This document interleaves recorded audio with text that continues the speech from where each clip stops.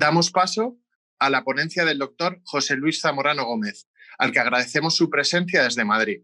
El doctor tratará el tema terapia combinada de fibratos y estatinas. Muchas gracias por esta amable introducción y estoy encantado de estar hoy con todos vosotros para, sin duda, abordar esta cuestión que la vemos día a día en nuestras consultas. Claro, hay cosas que tenemos certeza y que es poco discutible. Sabemos que el LDL es nuestro enemigo y sabemos que hemos pasado de una idea de LDL más bajo mejor a cuanto más bajo todavía mejor. Como vemos aquí en la curva, en un estudio ya muy viejo y que solo a lo largo de los años hemos ido enfatizando este hallazgo, tener LDL bajo es una cosa muy buena para disminuir los eventos cardiovasculares. Y esto es independientemente de cómo lo haga. Es decir, que en pacientes de prevención primaria, en prevención secundaria, en pacientes que logran bajar el LDL con fármacos, pero también bajar el LDL con dieta, con ejercicio, se ha demostrado que es beneficioso. Y insisto en que tenemos multitud, yo creo que cientos de miles de pacientes que hemos visto, tanto en pacientes de población general como en pacientes muy graves, con enfermedades vasculares. Tenemos muchos estudios que demuestran esto. Y además sabemos que si tratamos de forma intensiva, aquí vemos pacientes agudos a la izquierda, pacientes estables, vemos con terapia estándar en color naranja y aquellos que hemos tratado de forma muy intensa en color amarillo, vemos cómo el bajar de forma intensa el colesterol LDL es muy beneficioso. Y de hecho, a mí me gusta poner esta diapositiva de metaanálisis porque nunca vi una P estadística así, tan potente como existe con el tema del LDL, que claramente disminuye la mortalidad y los eventos cardiovasculares. Y esto es lo que sabíamos, a modo de introducción. Pero claro, ahora tenemos que decir, ¿y cómo tratamos a los pacientes? Bueno, en primer lugar, tenemos que saber quién tenemos delante. Y eso es cuál es el riesgo cardiovascular de mi paciente que tengo enfrente y que voy a tratar.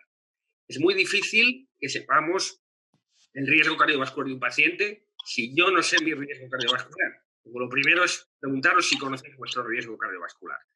Nosotros nos da igual, creo que es igual que se utilice Framingham, que se utilice SCORE, que se utilice una tabla local. Yo siempre digo que eso es lo de menos. Lo demás es que hay que utilizar una tabla de riesgo para calcular el riesgo, porque también se ha publicado que el riesgo que percibe el médico es ostensiblemente inferior al riesgo calculado. Pero sí es verdad que hay algunos que tenemos que saber inmediatamente, sin calculadora de riesgo ni nada, que son de muy alto riesgo.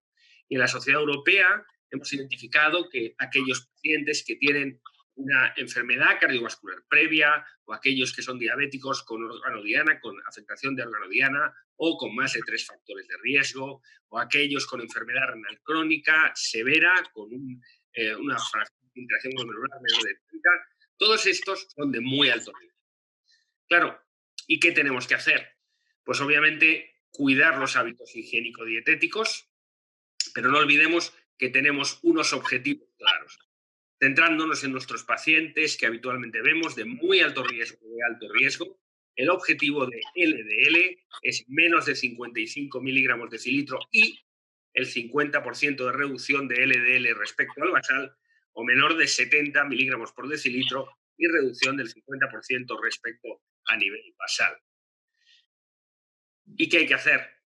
Bueno, pues obviamente las estatinas es el tratamiento que tenemos que hacer y además utilizar estatinas de alta potencia, de alta intensidad, para bajar el LDL todo lo que podamos para lograr el objetivo que acabo de decir. Y esto es clase 1, nivel de evidencia A, que es el tope de gama en las guías europeas de cardiología.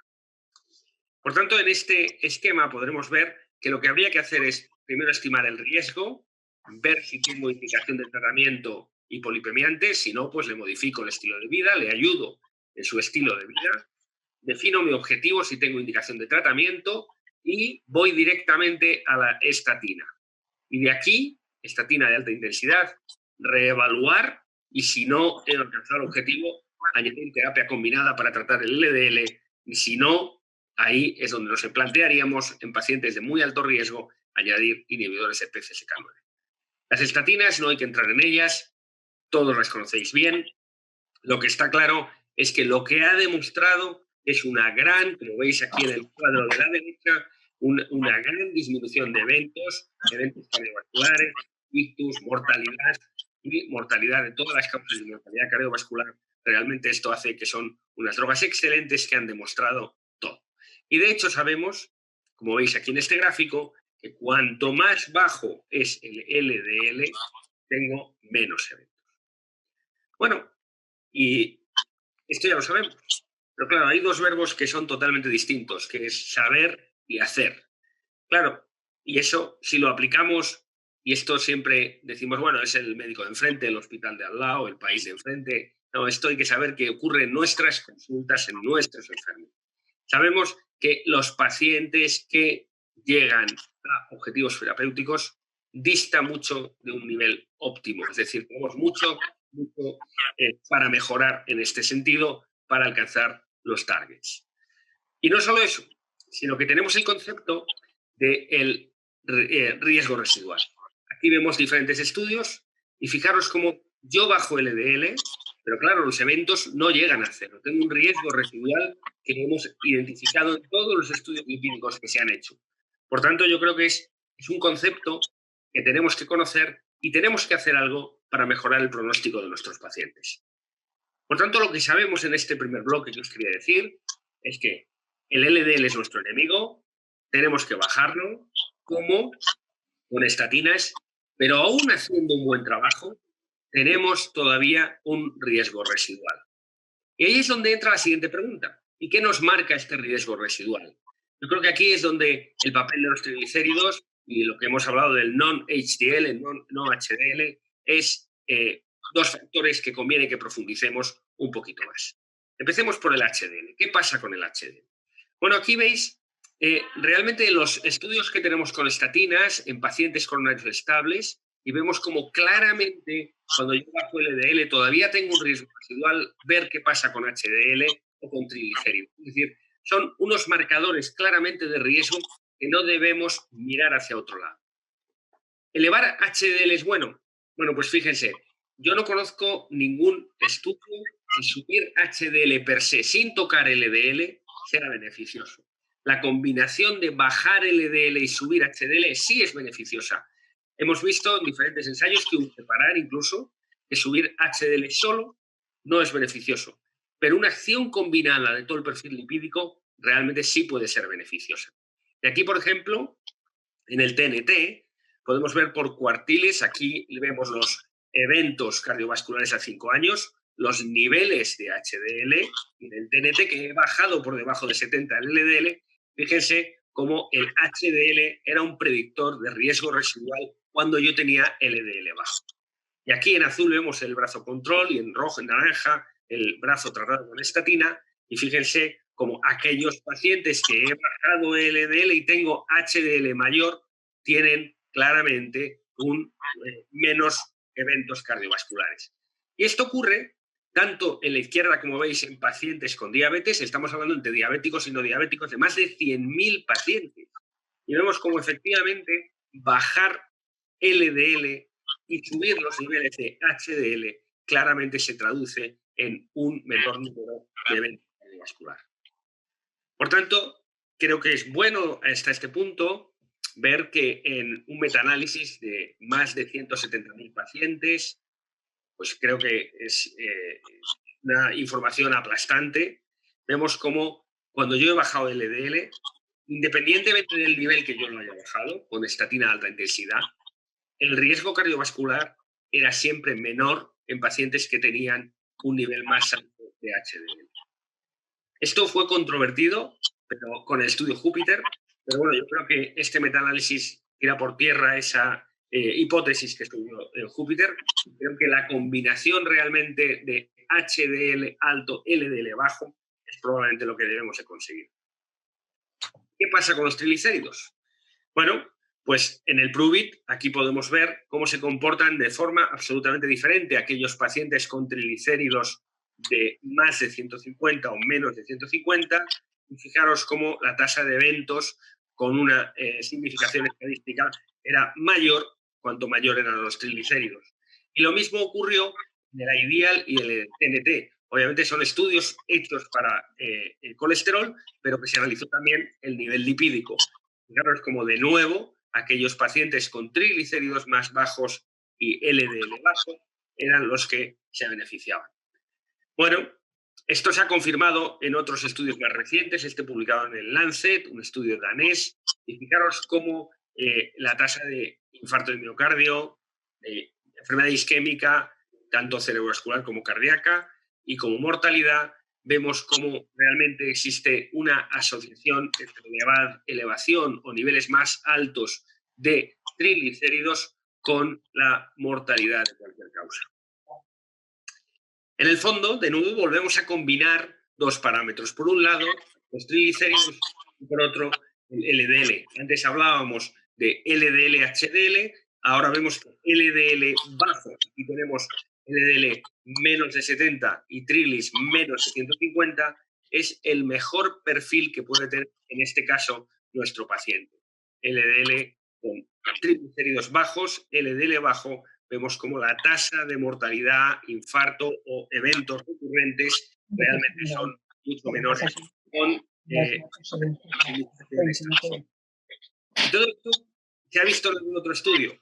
Claro, en el PRUVIT, lo que vemos es cuando yo bajo LDL por debajo de 0.8 milimoles y triglicéridos están altos, yo tengo una reducción que es mucho menor que cuando estoy bajando los triglicéridos y bajo el LDL también por debajo de ese listón. O sea que yo creo que está claro que una vez que yo he alcanzado el nivel de objetivo, el target de LDL, si yo bajo además los triglicéridos, tengo una reducción adicional del 12%.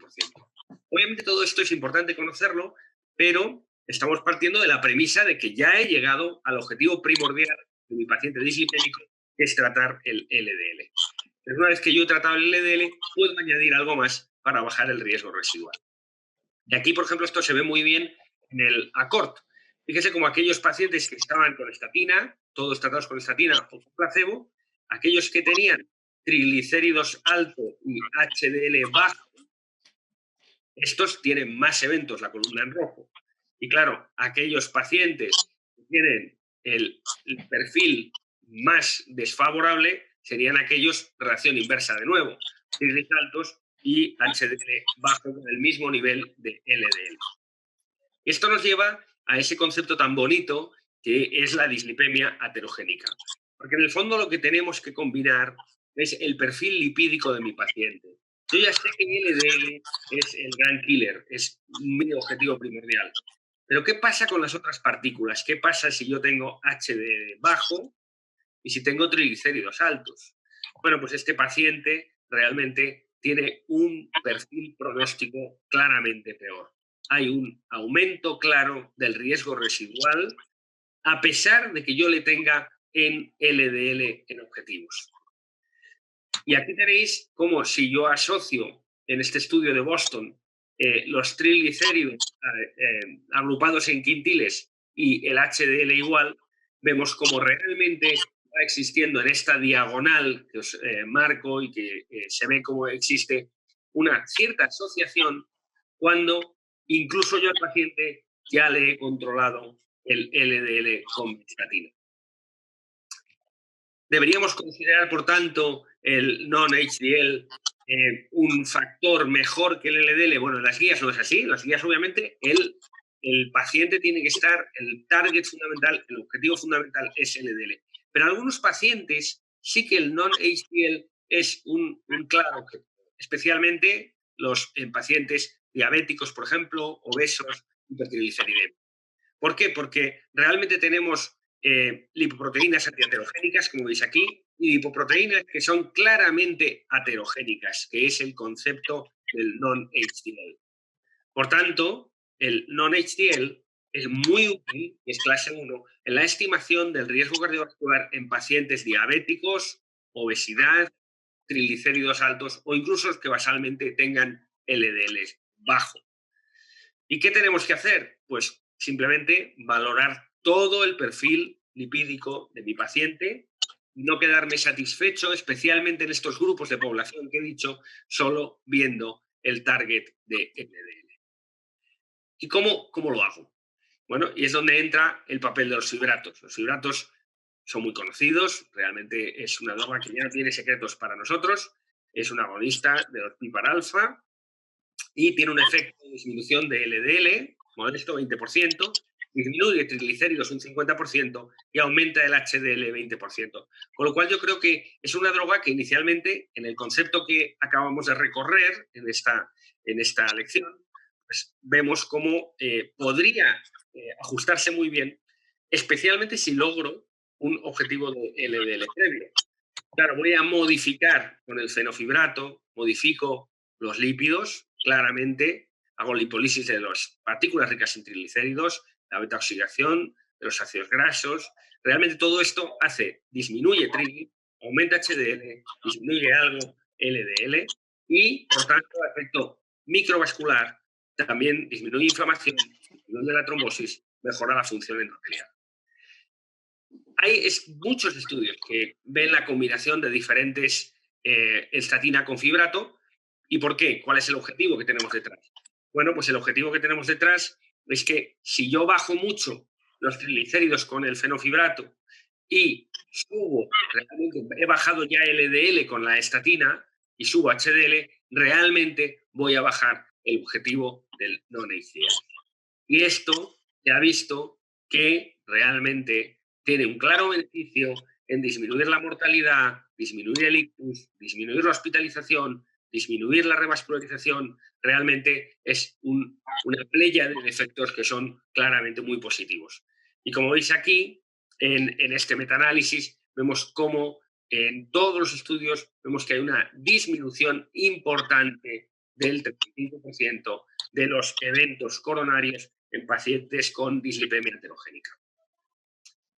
Bueno, siempre está la pregunta, y con esto quiero acabar, ¿esto es seguro? ¿Es una combinación segura? Bueno, acordaros que existe claramente una interacción cuando yo hablo de estatina y gemcitabine. Lo único que no se ha demostrado interacción es con la fluba. Y sin embargo, la combinación de estatina y fenofibrato, pues realmente no hay una interacción significativa. ¿Cuál sería mi conclusión? Bueno, en primer lugar, no olvidemos que LDL es el objetivo primordial cuando tengo que tratar a mi paciente de muy alto riesgo, y que tengo que hacer un objetivo muy agresivo y que debo conseguir. En los de muy alto riesgo, LDL menos de 55 y 50% de reducción basal del LDL. Pero una vez que he hecho esto, no creemos que aquí ha parado ya nuestra labor. Tenemos que no olvidar el riesgo residual y, por tanto, recordar el concepto de la dislipemia heterogénica. El fenofibrato lo tenemos indicado, igual que con los hábitos de vida, la dieta, tenemos que indicarlo si mi paciente tiene hipertrigliceridemia severa, si tengo una hiperlipemia mixta o cuando tengo una estatina que está contraindicada o no bien tolerada. Y desde luego en pacientes con una hiperlipidemia mixta, con una dislipemia heterogénica, que tienen muy alto riesgo, añadiéndolo a la estatina para que el triglicérido disminuya, el HDL suba y tengamos todo muy controlado. Muchas gracias. Muchas gracias, doctor Zamorano, por su excelente ponencia y por participar en estas jornadas.